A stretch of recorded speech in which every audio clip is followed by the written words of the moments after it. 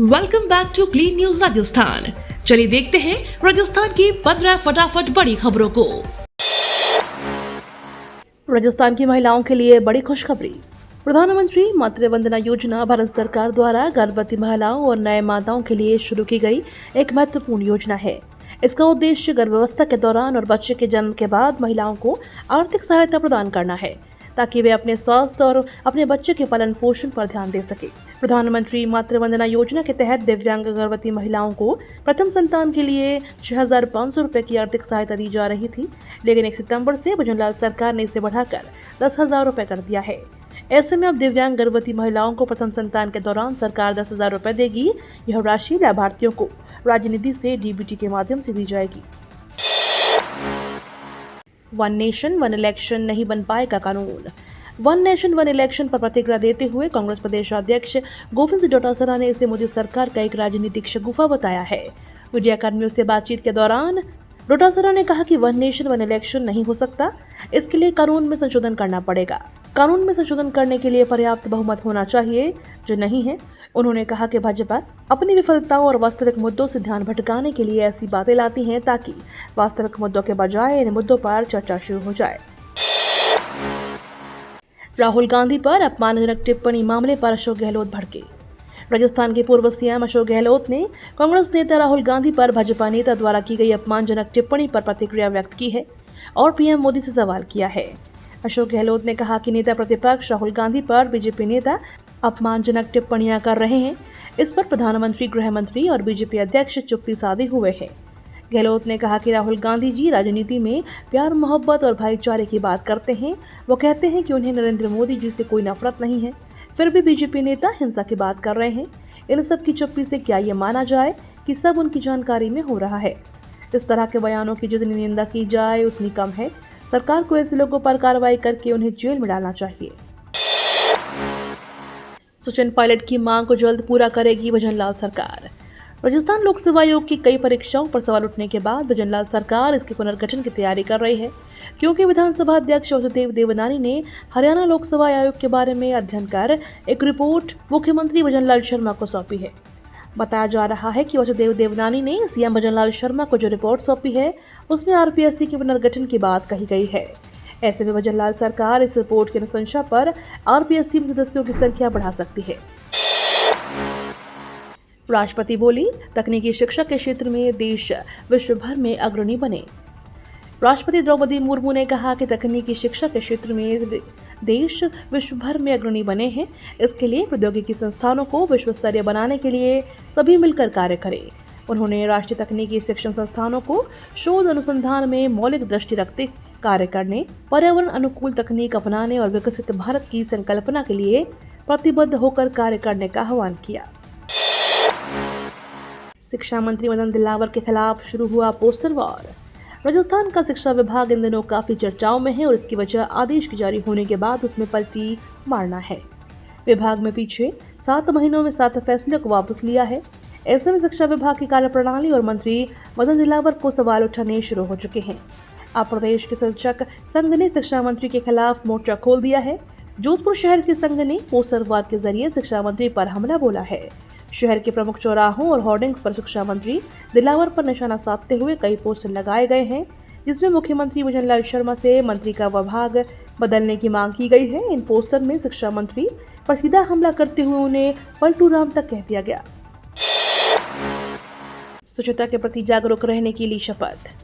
स्वच्छ भारत मिशन के तहत स्वच्छता की सेवा कार्यक्रम के तहत बुधवार को नगर परिषद के नेहरू उद्यान में स्वच्छता की शपथ ली गई।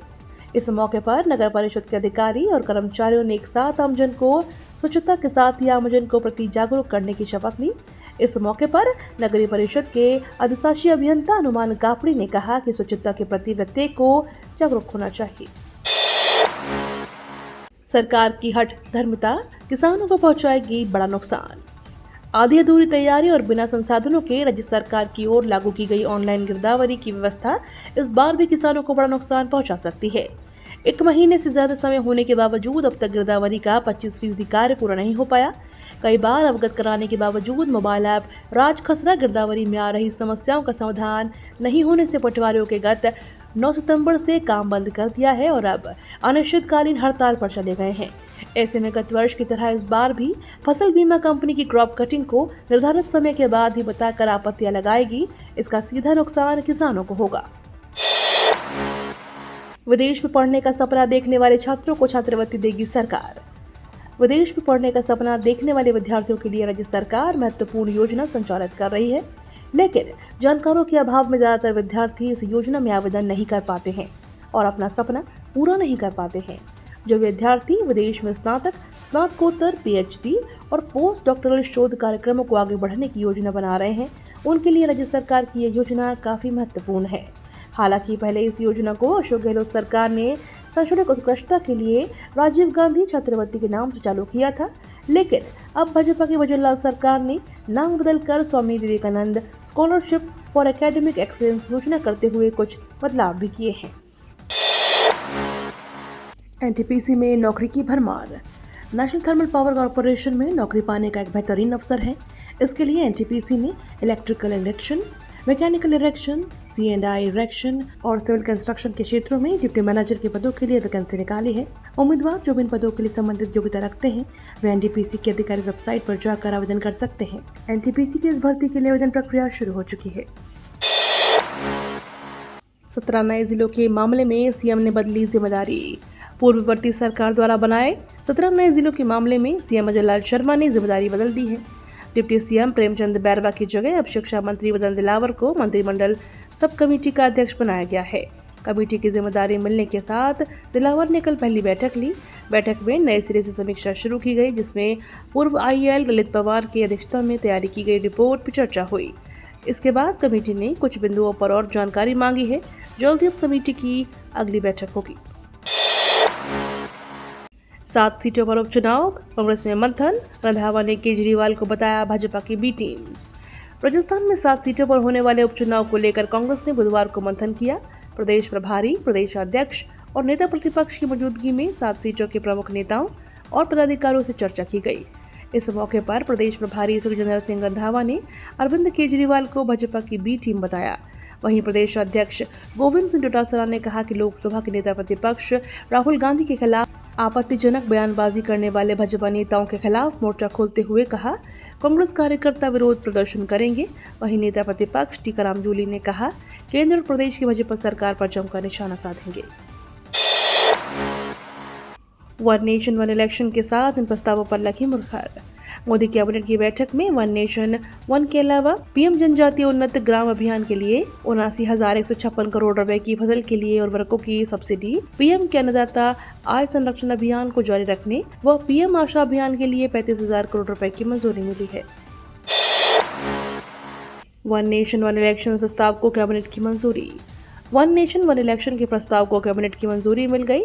पूर्व राष्ट्रपति रामनाथ कोविंद की रिपोर्ट के कैबिनेट ने मंजूर कर लिया है। रामनाथ कोविंद को इससे जुड़ी समिति के अध्यक्ष हैं। सरकार अब शीतकालीन सत्र में इससे संबंधित बिल लेकर आएगी। हालांकि इस बिल को पास कराने के लिए संविधान संशोधन करना पड़ेगा। इसके लिए आधे से ज्यादा राज्यों की विधानसभा और संसद के दोनों सदनों में इसका पास होना जरूरी है। पाकिस्तान को नहीं मिलेगा पानी, भारत ने भेजा नोटिस। भारत ने पाकिस्तान को 1960 में हुई सिंधु जल संधि को लेकर नोटिस दिया है। भारत का कहना है कि समझौते में बदलाव की जरूरत है। देश की जनसंख्या बढ़ गई है, खेती के तरीके बदल गए हैं और हमें पानी का इस्तेमाल ऊर्जा के लिए करना होगा। जम्मू कश्मीर में लगातार सीमा पार से आतंकवादी संधि के सुचारू संचालन में बाधा पहुंचा रहा है। इसी वजह से इस बार समझौते पर विचार करने की जरूरत है। ये तो थी राजस्थान की बड़ी खबरें। रोजाना सबसे पहले अपडेट पाने के लिए क्लीन न्यूज राजस्थान को अभी सब्सक्राइब करें।